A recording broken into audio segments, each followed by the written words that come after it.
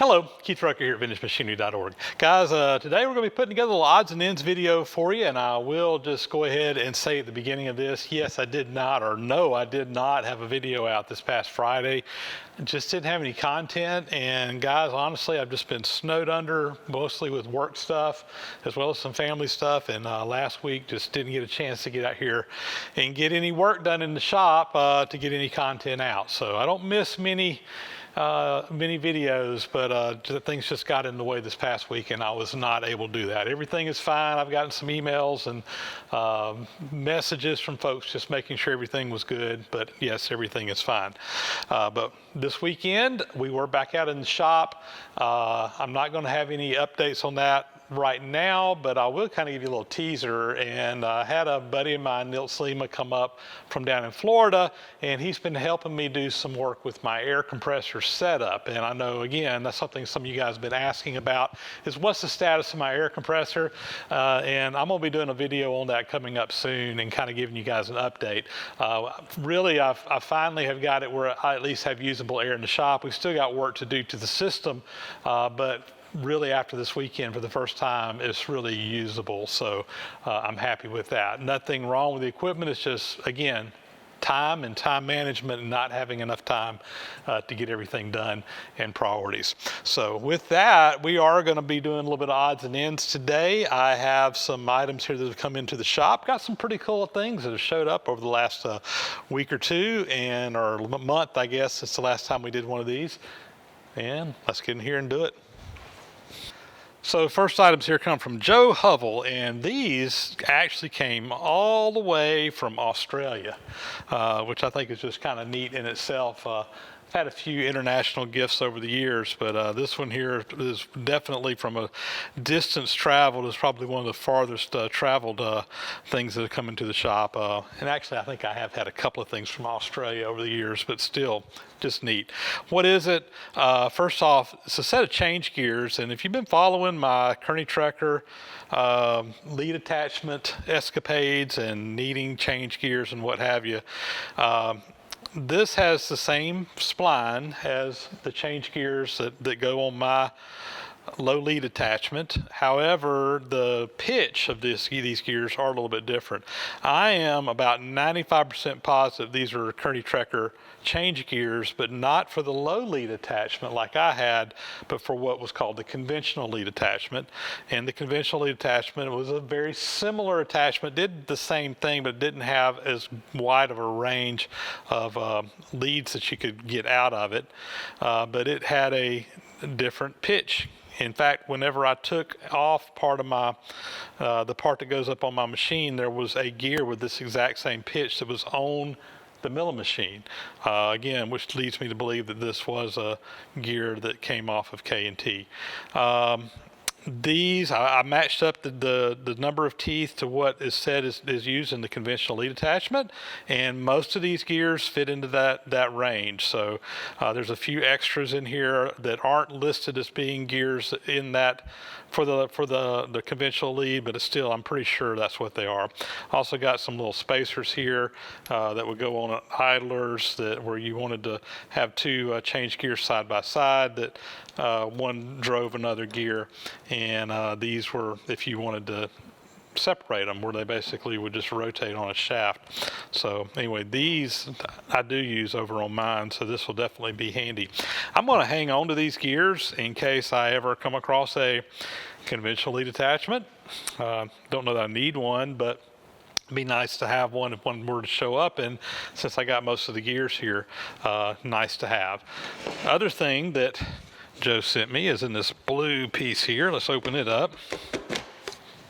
So what this is an ER40 collet block, and you've probably seen me use, I've got a 5C collet block. One of them is 4-sided, one of them is 6-sided, and you can use it for indexing different angles or different, rotating it around.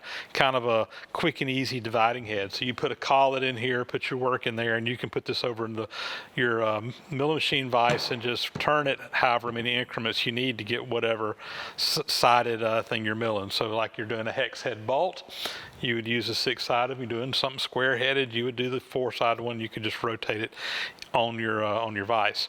This is the same concept, but instead of using the 5C collet, this one uses an ER40 collet, which is a larger collet with larger capacity.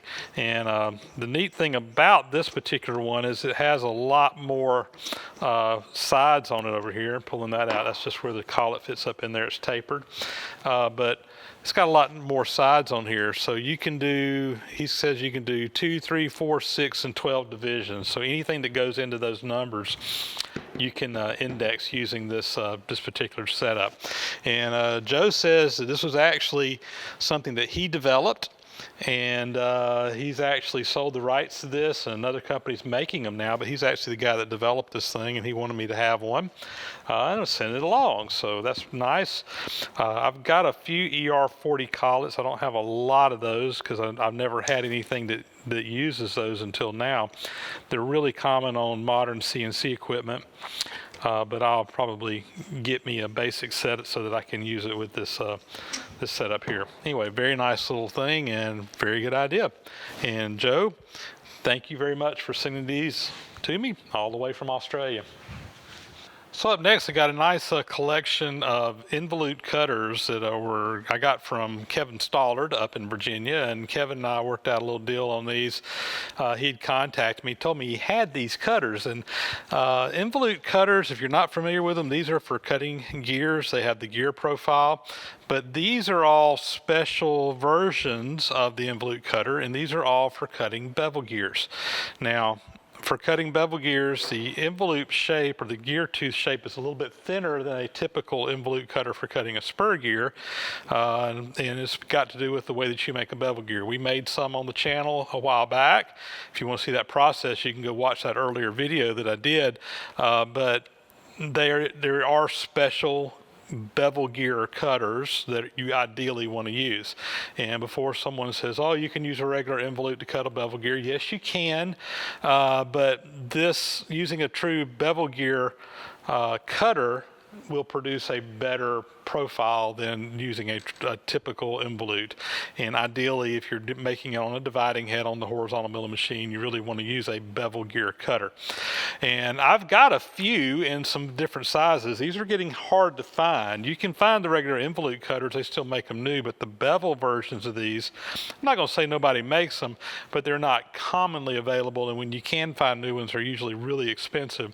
But Kevin had a bunch of these bevel ones. He says I'm never fooling with bevel gears, and like I said, he contacted me. We worked out a deal on these, and he shipped them on over to me. So I will be putting these up into my cabinet, taking inventory of them, figuring out what I got and what I don't have, and hopefully next time we got to make a bevel gear, we'll have the right cutter. It seems like, and I say this every time I make gears, it seems like every time I make a gear, I never have the cutter I need, even though I got a drawer full of them.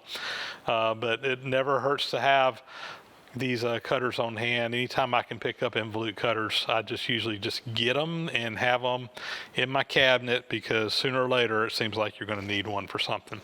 So Kevin, thanks for thinking of me and hollering out at me, and glad we were able to work out a deal on these, and we'll hopefully get to put them to use and make some bevel gears one of these days. And when it rains, it pours. Bob Trumbley actually contacted me, and he also had some bevel gear cutters, and it just kind of worked out that way, guys. I wasn't out actively seeking these things or anything else, but two guys in the course of a month had some bevel gear cutters, asked me if I was interested in them, and yes, I was. So Bob's up in Littleton, Colorado, and he had these 5 and wanted to know if I could use them, and he just gave them to me. Told me again it was something he would never fool with. If you were wondering, if you look on these, I don't know if you can see it right here, it says bevel, bevel, bevel. So these are Involute cutters, but they're for bevel gears. They'll usually be stamped saying bevel on them if they are indeed for bevel gears, as these are. So we'll put these over with my other ones, and again, add them to the inventory. So up next comes a nice collection of some books and catalogs and trade materials, trade publications, what have you. And this was sent in to me by Mike Wade, and I'm just going to kind of read a little bit of his letter here because it's kind of interesting. He says, "These came from my supervisor's father who passed away. He worked at the Naval Research Lab in Washington, D.C. in the National Institutes of Standards and Technology, formerly the National Bureau of Standards in Gaithersburg, Maryland, in the field of metrology. These books are comprised of his own and others given him by retirees during his career."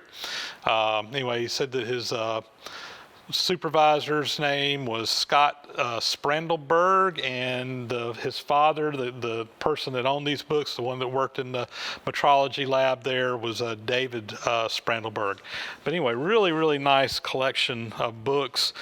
So gauges, standard gauges, standard made all kinds of different measuring equipment. In fact, I've got some of these bore gauges made by Standard exactly like that. I've got those exact same bore gauges right there, but a catalog of all kinds of gauges, dial indicators. I've got several things made by Standard. So nice there. Ground thread handbook, taps, chasers, thread gauges, and rolling dies. So this is looks like more or less it's made by Barth, so this is a catalog, but it has a lot of technical information in it as well. Screws, nuts, and bolts, 1950. I don't know how you pronounce that. Puel Manufacturing Company. Pratt & Whitney gauges. Pratt & Whitney, most people have heard of that name, probably more famous for their engines, jet engines and stuff that go on aircraft, but Pratt & Whitney made machine tools and tooling and gauges and all kinds of stuff for many, many years. Anyway, really high quality stuff, Pratt & Whitney. Starrett catalog, catalog number 25.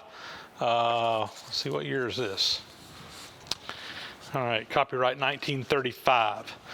I knew that the 25 and the year was not related. I couldn't remember, but nice little Starrett catalog. The Dardlet thread handbook. So again, another technical book on threads. This will be interesting to look at. Do-all contour saws. This is really interesting. I've actually got a do-all saw, and this is a book about how to use their equipment from do-all. And let's see what the date is on this, 1943. So I think my bandsaw was made in around 1940 or 41, so of the same era. So this will be real interesting to look at. Lufkin. Lufkin, if you're not familiar with Lufkin, you might want to become familiar with them. They made all kinds of machinist tools, very similar to Starrett or Brown & Sharp. Really high quality stuff. And guys, very often, in my opinion, people see a tool made by Lufkin, they don't recognize the name because they're not currently in business, and they just kind of discard them. Lufkin made extremely high quality tools. I would put them up with a Starrett or a Brown & Sharp all day long. And so if you ever see any really nice machinist tools made by Lufkin, don't overlook them. They had a complete line of all kinds of stuff. Again, very similar to Starrett or Brown & Sharp. PIC, this is basically stock gears and so forth. And then How to Run a Lathe. This is a very common book put out by South Bend Lathe Company. This is edition 45, and the most recent copyright is 1944. They had many, many versions of this book that were published over the years. And if you're looking for a good book to just learn how to use a metal lathe, this is a great textbook on the basics. Whether you have a South Bend lathe or not, most of the information here really applies, and there are electronic versions of that. In fact, I'm pretty sure there's a scan of that book up on my website at VintageMachinery.org. All right, so anyway, Mike, thank you very much for sending these in, and we'll add them to the library. Next up, comes from Nils Lima. Nils actually came, and this gentleman that was here this weekend helping me work in the shop, doing some electrical work, and he brought a couple of items along with me he wanted to give me. First off is this tool here, which I know what it is, but I don't know what it was turned into. Somebody modified this. So this is a tool holder. It was actually used to be two tool holders. They're made by Armstrong. Armstrong number 48s. You could put a boring bar in here, and you could use put a cutter in it, and these would be used on like a shaper, and you could put a cutter in there like to cut an internal keyway. They're really handy tools and something that I will use on my metal planer. Now, I don't understand why somebody did what they did, but they took two of these tools and they welded them together very nicely, and they put a couple of feet up underneath here or something. I'm not sure what the purpose was, but they obviously had a reason for doing this. Why, I will never know, but I think we can salvage it. I will cut this apart. Hopefully that's not too hard. I can cut it apart. We'll grind these off and basically have two number 48 cutters that we can, or not cutters, but tool holders that we can use on the metal planer. That's the game plan anyway. He also brought along a little set of wire cutters here. He is an electrician by trade, and he said he was somewhere, I forget what he told me, they had a bunch of these for cheap, and he bought a bunch of them. But a little small set of wire cutters, and that'll be handy, I'm sure, if I'm working on some small wire. So Nils, thanks very much. Up next, we got actually multiple items here I'm going to be showing you that all came from a gentleman named Ron Peterson, who is up in Oregon. And Ron contacted me a while back, and he had some stuff that he wanted to send me. And it's taken a little bit of time to get it here. There was actually quite a bit of stuff. You're going to see it all here as we go through this. Some of it was a little bit on the large side. We ended up having to ship it via a pallet on freight. And anyway, it's taken a little while to get everything worked out to get it here, but it finally all arrived, and I want to show you this stuff. So first off, and I'm going to show you some of the smaller stuff first, but beautiful, beautiful box by the Cleveland Twist Drill Company. It's in immaculate shape. When you open this up, this is was actually for adjustable reamers. Now, the reamers were not in here. These were reamers that I actually had in my cabinet over there that I put in here that basically were the right reamers to fit in here, the right sizes. These are not made by Cleveland, but I had all but 4 sizes. The B, C, G, and H size I was missing. The other ones I had, so I put them in here. But this box is just absolutely beautiful. It's in just really nice shape. There's print codes on both of these pieces of paper. This was printed in 1942. This one was printed in 1943. So it was World War II era is when these were made, and like I said, the condition to be as old as they are is just absolutely immaculate. I'm going to have to find these other couple of adjustable reamers to put in here to fill this collection out. It'd be really cool if I could find some actually made by Cleveland. I don't think any of these are actually made by Cleveland, but still, just a really, really nice set here. Beautiful, beautiful box, and that right there will become a very, very nice piece in the collection out here. He also sent along this wooden box, and inside of it is a set of scrapers, and these are made by Mound. I've seen these sets before. They're for scraping bearings and inside diameters of different things, what have you. Not so much scraping as in the scraping that we do on machinery ways, but like scraping bearings, I think more so than anything else, like Babbitt bearings. And these have sharp corners. You can get up inside of corners and different things. They have some different shape ones, from small to large. Here's a larger one. You could put a handle on these. There was also this piece here for, again, getting up and scraping and stuff. So again, a very nice set. I've actually got a couple of these, but mine are not in near the condition that these are in. These are in pristine condition. This set doesn't even really look like it's hardly been used, if at all. So a very, very nice set of scrapers in their original wooden box. Got this great big boring head. This boring head was made by Inco. It says made in France. Inco sold stuff. I guess they're still around. I think they got bought out recently, but they're more or less still around. This is a nice big boring head, and it comes with a straight shank. I'm not sure. I think it's 1.25 inches. I haven't taken it out yet, but this is destined, I'm sure, to be used over on my horizontal boring mill. This has got a 40 taper, just end mill holder on it right now. This will come off and I can mount this over on my boring mill and use it for doing boring jobs. So this will be a really, really nice addition to the shop. Also got a nice little 5/8 inch keyless chuck here. Again, it's on a 40 taper. Probably was used on a CNC mill or something like that. I don't have anything that uses 40 taper, but we can definitely take that chuck off and put it on something else and be able to use it. And he also sent along a couple other Morse taper related tools here. So this is I think that's a number 3 Morse taper on this end. And this is an interesting piece. You take a die, like for cutting threads, like with a tap and die set, you put this in there and you can put this on your lathe and you basically run that up on your piece of metal and it will thread that. And this piece here will basically just slide as it's going up. Obviously it can only go up so far and it's just going to have to stop, but it will just float in and out for threading something. So doing little small threading jobs where you don't want to have to single point thread on the lathe, you can use a round die with this tool right here. Really neat. And these are some Morse taper to Jacobs taper adapters. These are for putting a chuck. There's a number 1 Morse taper and number 3 Morse taper, but these are for putting mounting a chuck like this right here. You'd pop this out and you would find there'd be a taper on here that goes down in there, and it's just an adapter to go from one taper to another. So really the big thing that Ron sent along that was really kind of the main thing that we were trying to work out the deal on here was this whole setup right here.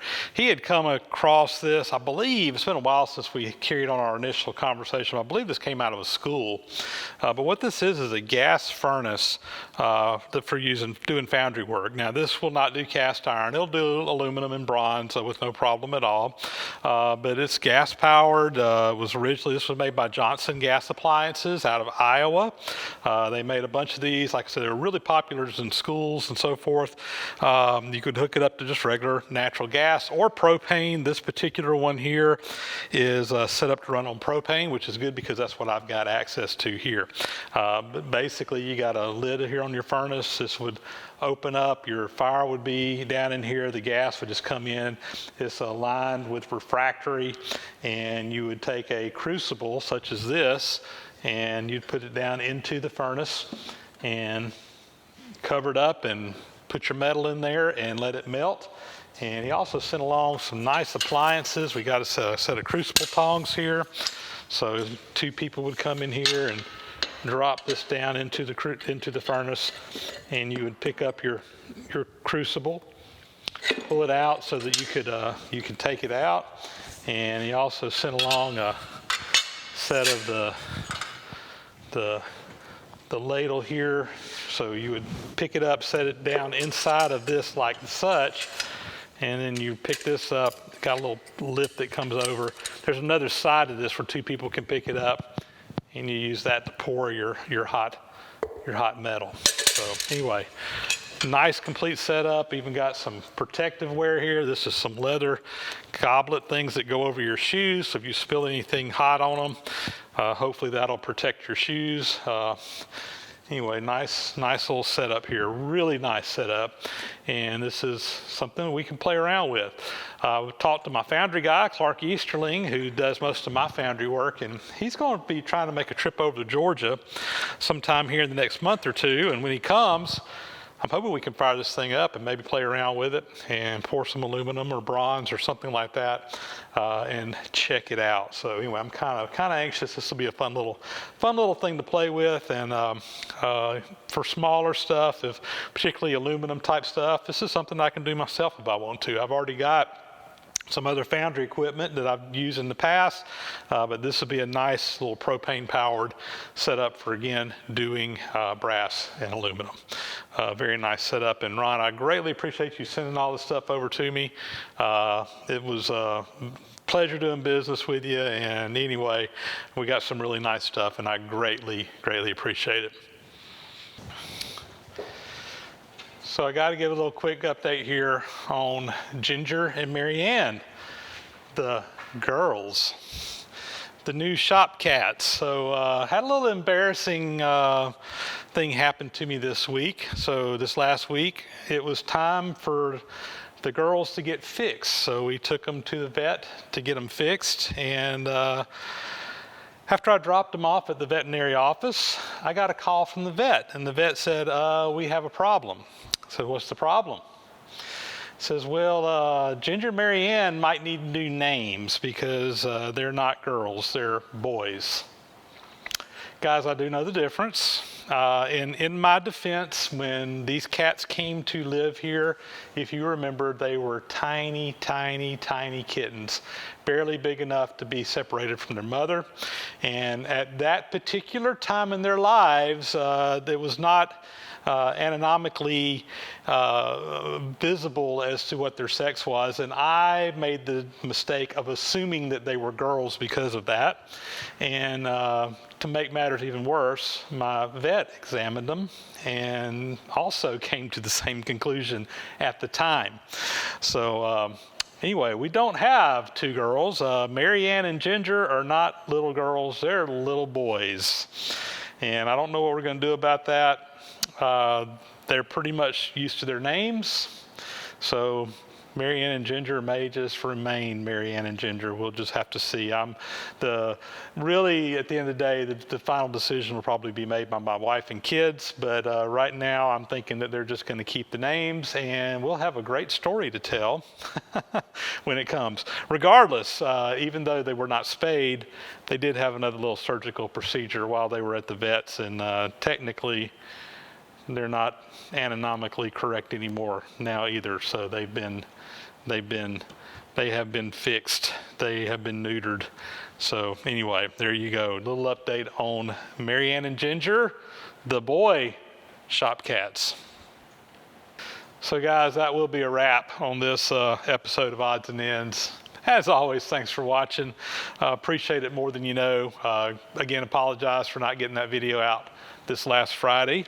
But hopefully we'll be able to get out here and get some stuff done this week and get back in the business of making progress out here. Again, working on my metal planer restoration, getting the motor finished up on that. That's high priority. I got a couple other little jobs that we're going to be working in as time permits. And anyway, hopefully have some more good content coming for you soon. Guys, with that, we'll sign off and catch you next time around. As always, thanks for watching. Please subscribe to the channel if you haven't already. Those thumbs up and comments are appreciated. And catch you on the next video. Thanks for watching.